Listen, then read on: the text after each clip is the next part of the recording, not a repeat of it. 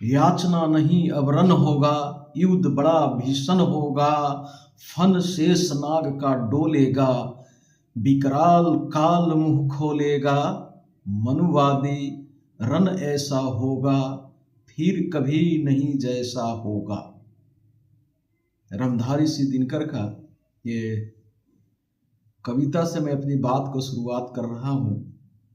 सबसे पहले सभी साथियों को क्रांतिकारी जय भीम से अभिवादन करता हूँ और ख़ास करके उन साथियों को आज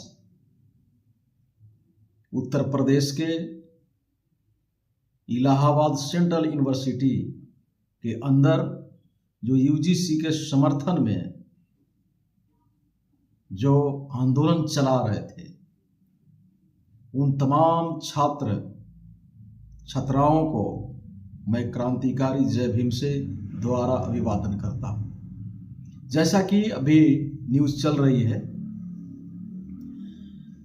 कि वहाँ इलाहाबाद सेंट्रल यूनिवर्सिटी के अंदर जब छात्रगण जो क्षमता में विश्वास रखते हैं, वो यूजीसी के द्वारा नियमावली 2026 के समर्थन में जब वो आंदोलन कर रहे थे, तब आरएसएस भाजपा के जो प्रॉक्सी गुट है, आरएसएस का बजरंग दल, भाजपा का विद्यार्थी परिषद, इनसे जुड़े हुए छात्रों ने बहुजन छात्रों पर हमला कर दिया, जिसमें कई छात्र घायल हैं। अब ये हमला करने वाले लोगों को लग रहा होगा कि हमला करके ये बहुजन की आवाज को दबा देंगे, तो वो थोड़ा क्लियर हो लें वो कि देखो अब वो जमाना लद गया। और बहुजन का जो आबादी है ना, देख बिहार में बड़ा प्रचलित कहावत है, जो बहुजन की आबादी है, अगर ये लात घोंसा भी चला देना तो दुनिया में कहीं जगह तुम लोगों को नहीं मिलेगा छुपने के लिए। तो बिहार में एक कहावत है कि तबला करे धीन धीन और एक पर तीन तीन। मजबूर ना करो। अगर बहुजन समाज के छात्र अगर हिंसक हो गए तो यूजीसी तो छोड़ो, पूरे संसद को तुरंत रात में संसद भवन को खुलवाकर नई कानून बनाना पड़ेगा और इससे भी मजबूत कानून बनवाना पड़ेगा। पर शुक्र है कि बहुजन समाज के जो युवा है वो हिंसा में नहीं, अहिंसा में विश्वास करता है। तमाम छात्र के जो छात्र आंदोलन जो कर रहे हैं, वो तमाम बहुजन छात्रों से मैं निवेदन करूंगा कि आप जब आंदोलन में जा रहे हैं तो एक चीज मैं देख रहा हूं कि तमाम महापुरुषों के तो फोटो है, पर महात्मा बुद्ध की फोटो नहीं है।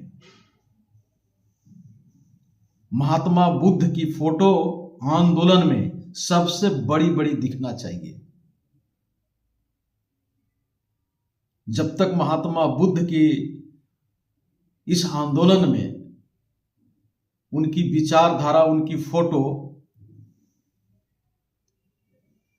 अगर हम लोग लेकर आंदोलन नहीं करेंगे तो ये मनुवादी लोग हिंसा करते रहेंगे।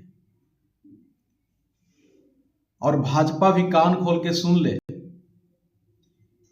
कि इस बार अपने ही बुने हुए जाल में फंस गया।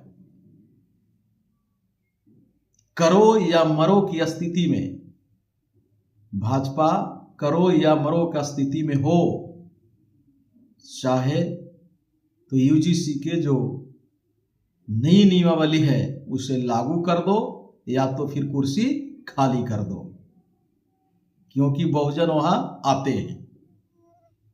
अब वो हिंदू राष्ट्र, हिंदूवाद, मुसलमान, फलाने ढेकाने, लुंगी और टोपी पर बहुजन समाज वोट देने वाला नहीं है। अब बहुजन समाज जाग चुका है, अब अपने हक अधिकार छीन के लेगा।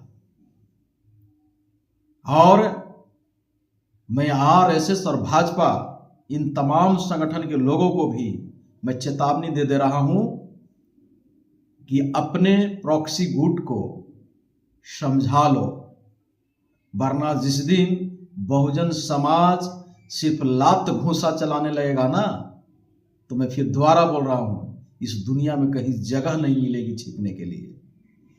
अपनी भी औकात समझो। तुम्हारी औकात इतना नहीं है कि तुम बहुजन समाज के छात्रों पर हमला करो और हमला करके आंदोलन को रोक दो। ऐसी तुम्हारी अब औकात नहीं रह गई है, ऐसी तुम्हारे अंदर कोई क्षमता नहीं रह गया है, क्योंकि तुम क्षमतावान था ही नहीं। ये तो बहुजन समाज के अवसर को जो मार्ग था उसे बंद करके झूठे पहलवान बन के घूम रहे थे। अब कंपटीशन है ना, अब आमना सामना होगा, तब पता चलेगा कि कौन कितना वीर बलिदानी है और केकर धमनी में खून और केकर धमनी में पानी है, अब समझ में आएगी। इसलिए संवैधानिक ढंग से लड़ाई लड़ी जा रही है, लड़ने दो। संविधान को हाथ में लेने पर मजबूर ना करो, वरना याचना नहीं अब रण होगा, युद्ध बड़ा भीषण होगा। जय भीम, जय भारत।